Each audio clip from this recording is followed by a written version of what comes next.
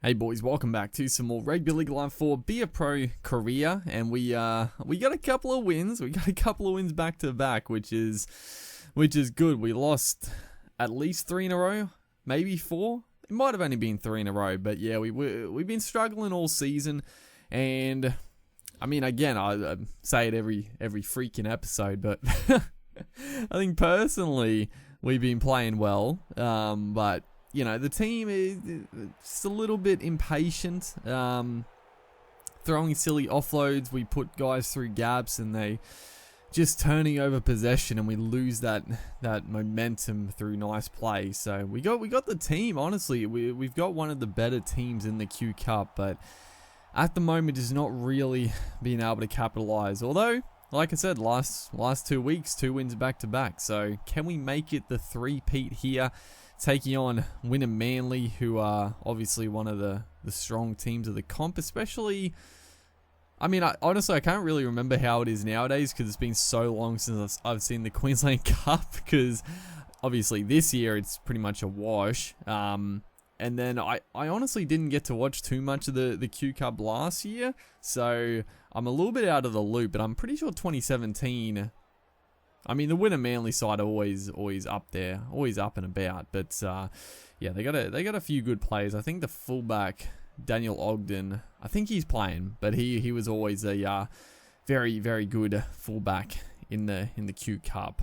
You know, probably not someone you'd ever think.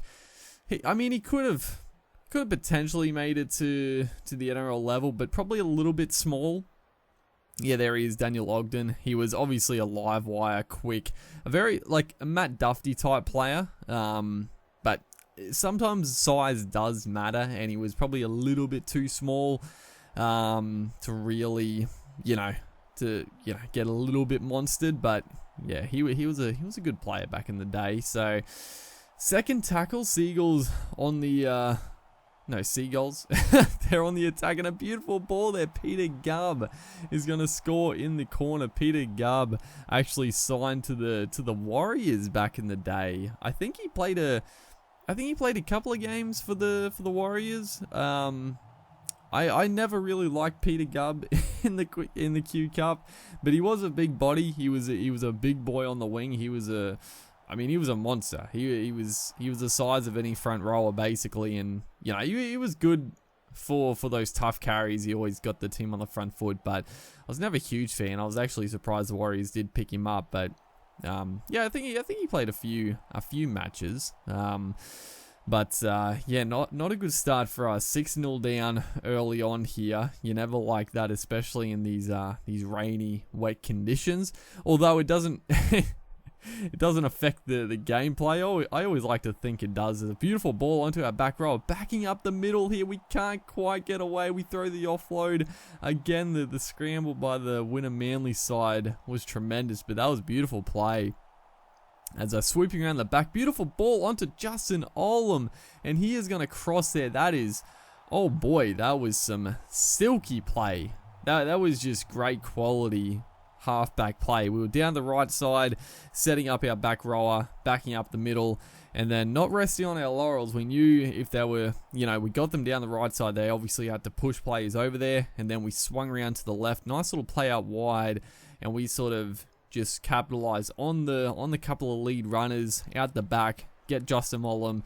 He was sort of 1-on-2, but he obviously his speed and pace able to get basically 1-on-1 with his opposing winger, and 1-on-1, Justin Olam against the Q Cup winger, pretty much, he's going to beat them. He's going to beat them for skill and speed and power, so that was a great try. That was a beautiful play. That was fantastic. So we're going to be going into the halftime break here, potentially with a lead. Another great ball back on the inside there. Our fullback looming up the guts. So a couple of minutes left. We might not get the full set of 6, but a chance to press the attack. Another beautiful ball again to our center. Geez, we are playing some nice footy here in this back stage of the first half. We honestly don't want the halftime to come where we're looking silky, but we do end up slotting the field goal. Honestly, we could have potentially put the ball up in the air. We probably only had one play in the half, so we could have gone for a try, but honestly, the 1-pointer, no real pressure. you know, you take those. You take those every day of the week. I actually think teams in the NRL could potentially go for the 1-pointer early a lot more often, because let's be real, when it gets down to the crunch time and teams are going for the 1-pointer to win a golden point, or even at the end of a game to win the match, it's an absolute shit show. You know, it's just, it's tough for players to find the time, and even if they have time, the pressure is, you know, players miss those field goals very consistently. So, you know, if you're in front by a try, converted try, to make it 7 points or up to 13, you know, getting 1 point ahead of a converted try to make it 2 scoring plays is pretty beneficial. So, yeah, I'm actually surprised there hasn't been like a team sort of lead the way in going for an early field goal when they're in a good position. But it is, you know, it's a bit of a, it's a risk. I guess it is a risk because of the 7 tackle set, as Ben Shea here straight through the middle gets the offload, but just the defense going back on side able to scoop it up. That was very fortuitous right there, coming back from the break.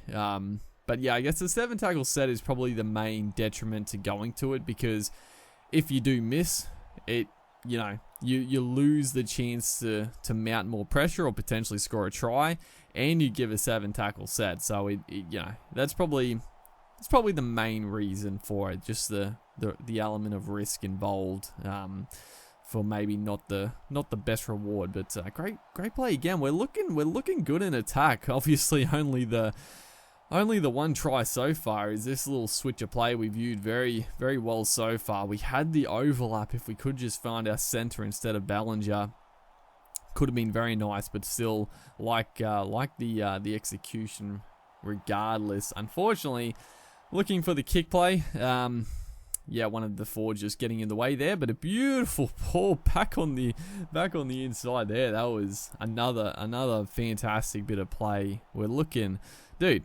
Our ball playing in this match has been fantastic. Usually our good games have come on the back of kicking, but we actually haven't done too much kicking in this game. We've actually been finding ground up the middle pretty comfortably. It's just been great play. Again, that little sweep around the back, getting Justin Olam one-on-one with his defender. That's sort of the bread and butter of our play at the minute. So yeah, we gotta keep going to that. Again, the freaking, oh my goodness, dude. Oh no, that could have been a disaster.